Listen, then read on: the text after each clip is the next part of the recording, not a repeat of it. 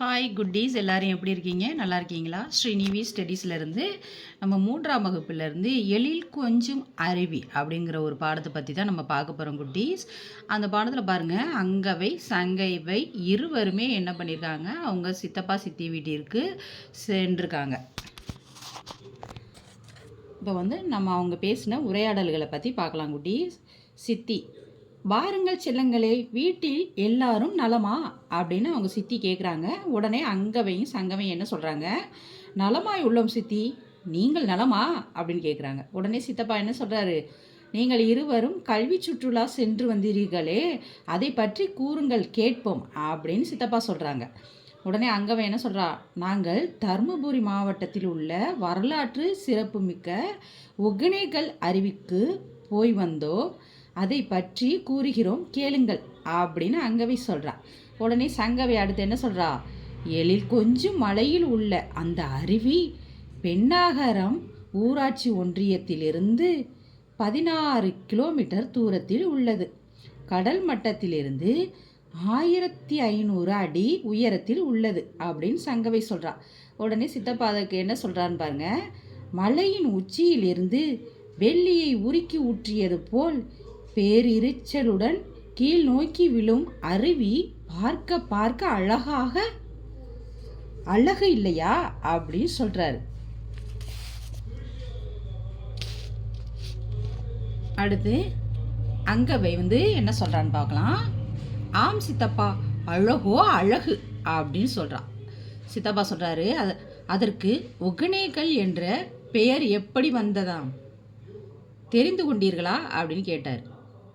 அந்த அருவிக்கு ஒகேனக்கல்னு எப்படி பேர் வந்துச்சு, அதை பற்றி நீங்கள் தெரிந்து கொண்டீர்களா அப்படின்னு சொல்லிட்டு அவங்க சித்தப்பா கேட்குறாங்க. பாருங்க இந்த அருவி.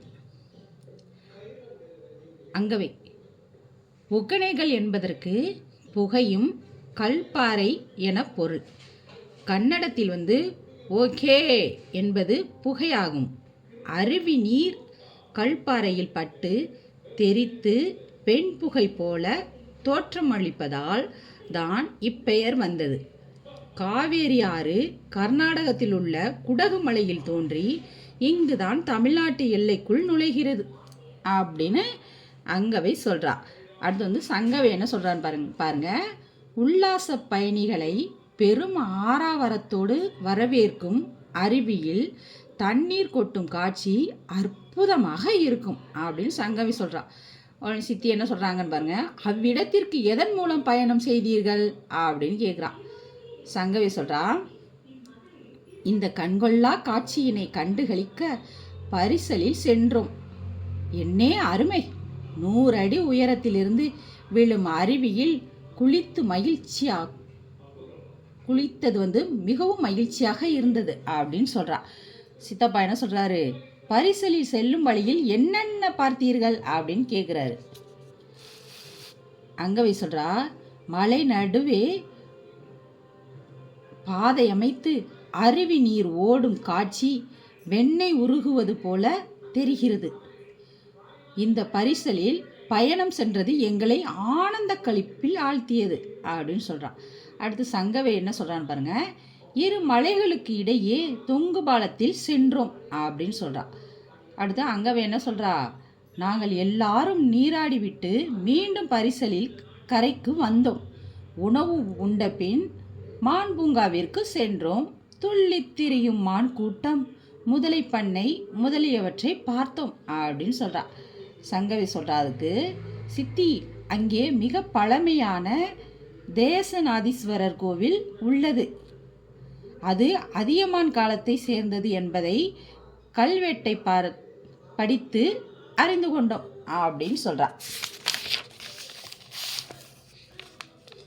அடுத்து சித்தப்பா சொல்றாரு, பாராட்டுக்கள் குழந்தைகளே, அருவியின் அழகை கண்டுகளிப்பது மட்டுமின்றி அங்குள்ள பொது அறிவு செய்திகளையும் திரட்டியிருக்கிறீர்கள் அப்படின்னு சொல்லிட்டு சித்தப்பா பாராட்டியிருக்காரு. அதற்கு சித்தி என்ன சொல்லியிருக்காங்க பாருங்க, இங்கே பாருங்க, தொங்கும் பாலம். நன்றி குழந்தைகளே, எங்களுக்கும் ஒகேனக்கலை நேரே சென்று பார்த்த பரவசத்தை உண்டாக்கி விட்டீர்கள். நாமும் குடும்பத்துடன் ஒரு முறை சென்று வருகிறோம் அப்படின்னு சொல்லிட்டு அவங்க சித்தி சொல்லிட்டாங்க. அவ்வளோதான் குட்டீஸ்.